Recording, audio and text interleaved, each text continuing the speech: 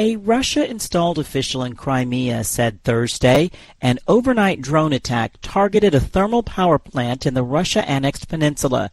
The official said there was no threat to the power supply there and that there were no casualties. However, Ukraine's state energy company said Thursday it was limiting electricity use in multiple regions of the country after Russia's overnight attack targeting energy infrastructure.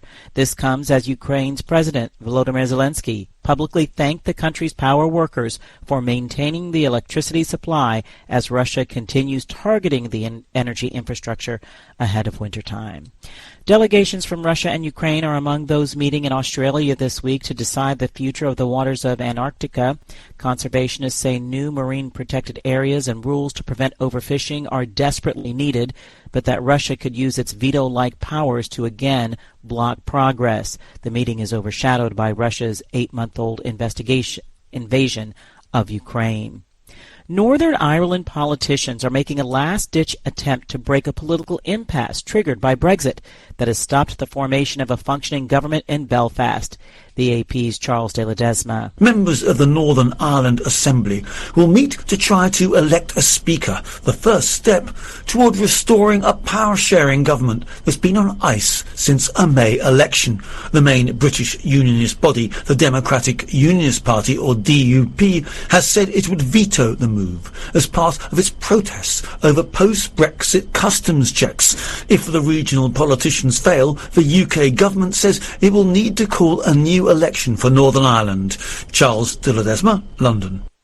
The U.S. economy returned to growth in the third quarter. AP correspondent Ben Thomas has more. The Commerce Department estimates the gross domestic product grew at a 2.6% annual rate from July through September. That follows 2 quarters of contraction. Stronger exports and steady consumer spending backed by a healthy job market have helped restore growth. Nonetheless, the outlook for the economy has darkened. The Federal Reserve has aggressively raised interest rates to fight chronic inflation and is set to do so twice more before the end of the year. Chair Jerome Powell has warned that will bring pain in the form of higher unemployment and possibly a recession. Ben Thomas, Washington. An agreement between major U.S. railway workers and their unionized employees appears to be in jeopardy. AP correspondent Lisa Dwyer has the latest on a possible strike that could threaten the U.S. economy. A second railroad union has rejected its deal with major U.S. freight railroads, reflecting workers' increased frustration with a lack of paid sick time in the industry. The vote by the Brotherhood of Railroad Signalmen adds to concerns about the possibility of a strike next month. That could cripple the economy. More than 60% of union members oppose the 5-year contract with a lack of paid sick leave and the strict attendance policies that keep some of them on call 24/7 being major issues of discontent. 6 smaller unions have approved their deals, but all 12 unions must ratify them to prevent strike. If a walkout does happen, then Congress may step in to block it. I'm Lisa Dwyer. A man from the U.S. state of California pleads guilty after he and his business partner were indicted for pandemic relief fraud.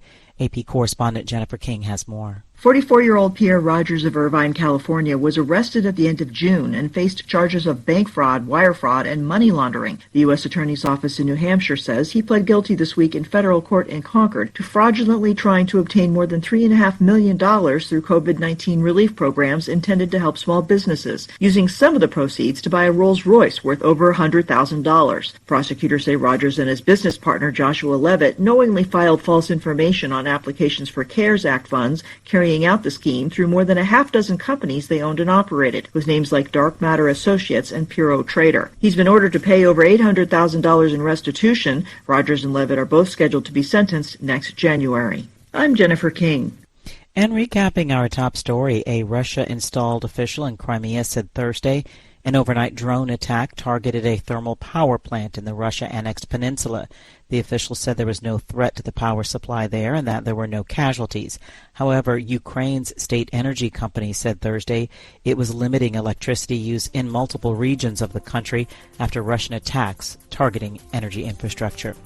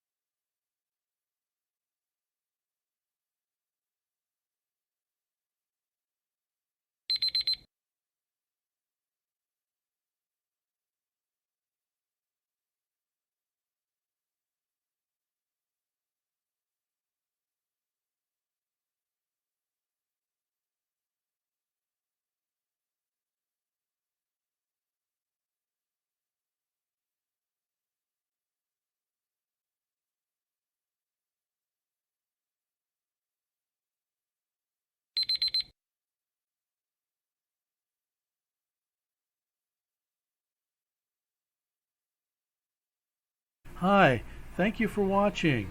I hope the videos are useful for you. Please subscribe to my channel using the button below.